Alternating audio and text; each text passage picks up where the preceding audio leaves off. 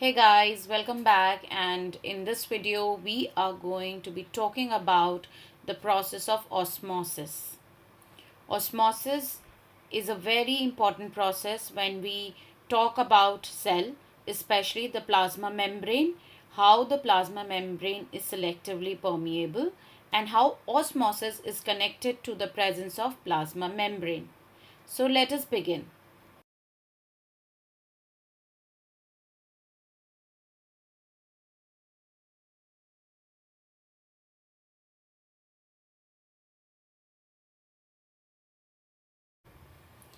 So first we need to talk about the plasma membrane. Now, what is plasma membrane? If you look at this diagram, the first one at the top, you can see it's a simple diagram of a cell. When you look at it, the outermost boundary is the cell membrane. And this cell membrane is important because it will check the entry and exit of materials. It will decide which material should go out of the cell and which material should go inside the cell. Now observe the second diagram below it. When you look at the second diagram, you will see that it is composed of lipids and proteins. So lipids and proteins, they constitute a cell membrane. So this is all we are going to talk about when we talk about the structure of plasma membrane as of now.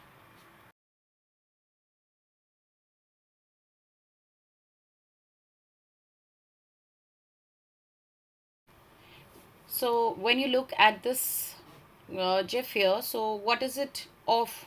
It is of a guard, he's a guard, he's standing there and he's guarding the society or the place. And what is he going to do? He will allow only specific people to enter. He is not going to allow everyone and anyone into this place. So similar is the function of the cell membrane. You have your societies or the condos where you live, so you have guards there also. They check who is coming inside the society and who is moving out the society. So similarly, you can remember the function of the plasma membrane.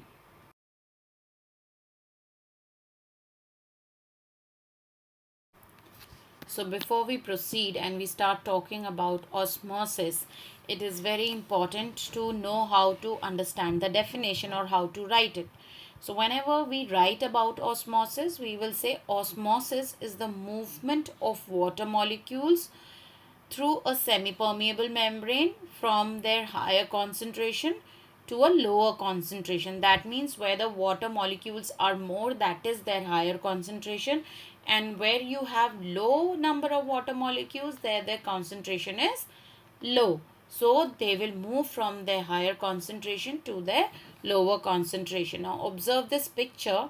So on one side you have pure water, there is no solute with it. On the other side you have sugar solution. That means you will be having some sugar molecules mixed with some water molecules. So definitely when you add sugar molecules, so the number or the concentration of water molecules will be lower here. So as per the definition, the water molecules from the other side will be moving towards the sugar solution. So from their higher concentration to their lower concentration. This is exactly how the exchange or the movement of water molecule takes place inside our bodies, also inside the cells of whether we are plant or animals.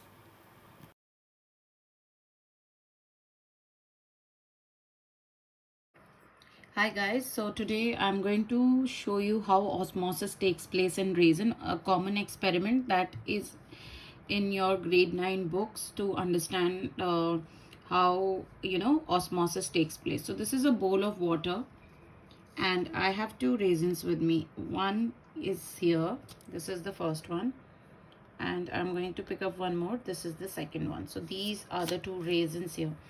Now to understand the concept, it is very important to watch what will happen without the special conditions. So my special condition here is that I'm going to put this raisin in this clean water and I'm going to leave it here. This is distilled water, pure water, and there is no sugar or salt, anything. I have put it here and I'm going to leave it overnight and observe it the next morning. And the other raisin that is here, I'm not going to soak it anywhere. I'm just going to let it be here on this paper, and we'll see what happens tomorrow morning. Okay, let's wait till tomorrow.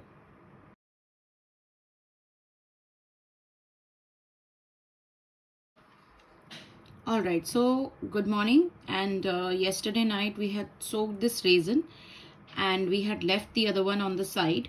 So you will see that this one has not changed a bit. It is in its own state how it was, flattened and shrinked and dried up, dehydrated. No change here whatsoever. But if you look at this raisin here, I had poured some extra water. So, if you look at this raisin, you can see how big it has become.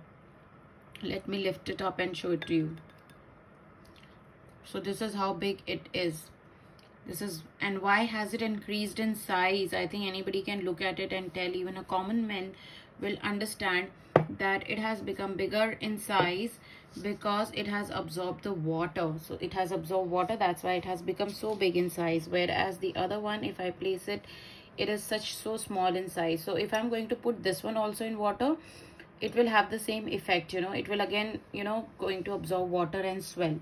So we can say that in this one osmosis has taken place. Okay, osmosis has taken place here, and we know that osmosis is the movement of water molecules from their higher concentration to their lower concentration. So when this water was there, this is pure water, and when the raisin was, it was like this, so there was no water inside this raisin. So where was the concentration of water higher? It was higher in this bowl. So, and less, the water concentration was less inside the raisin. So what did I say? That the water is going to move from its higher concentration to lower concentration. So it will move from the bowl into the raisin. So when it moved into the raisin swelled up and it became like this. And this is known as osmosis. And when this movement happens, it happens across a semi-permeable membrane. We know that this raisin is made up of cell wall and cell membrane. So the water will be crossing the cell membrane and then entering each cell of this raisin. And when each cell absorbs water through osmosis, then this raisin swells up. So this is what osmosis is about.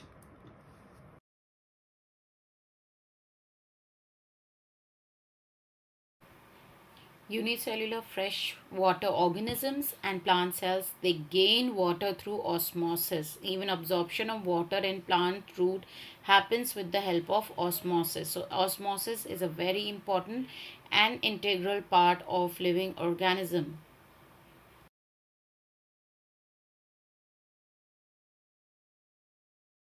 Now let us understand the role of osmosis in the life of living organism or in our cells.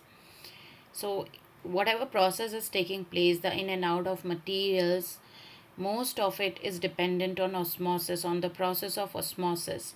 So the first function that I have listed here, that nutrients get transported to cells.